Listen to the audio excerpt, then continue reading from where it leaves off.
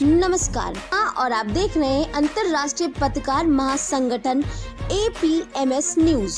उनकी गौरव गाथा को दो और वजहों से याद किया जाना चाहिए।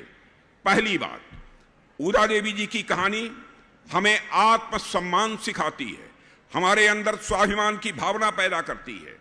1857 की क्रांति के इतिहास में ऊदा देवी पासी ने न केवल अंग्रेजी हुकूमत को ही चुनौती दी थी, बल्कि उस सामाजिक व्यवस्था को भी चुनौती दी थी जिसने उनके समाज को सदियों तक हाशिए पर रखा।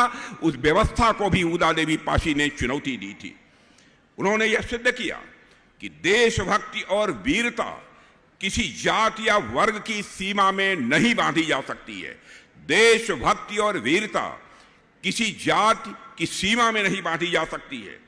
लखनऊ की लड़ाई में उन्होंने दिखाया कि स्वतंत्रता की ज्वाला हर हृदय में प्रज्वलित हो सकती है।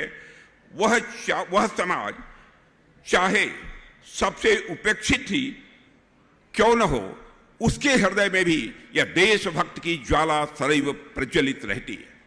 दूसरा, ऊदा देवी की कहानी ने आजादी की लड़ाई में महिलाओं की भूमिका को रोशन किया है। वे हमें याद दिलाती हैं कि यदि महिलाएं बंदूक का उपयोग कर सकती हैं तो युद्ध में लड़ सकती हैं और ब्रिटिश सैनिकों को वह मार सकती हैं, तो वे किसी भी मामले में पुरुषों से कम नहीं हैं।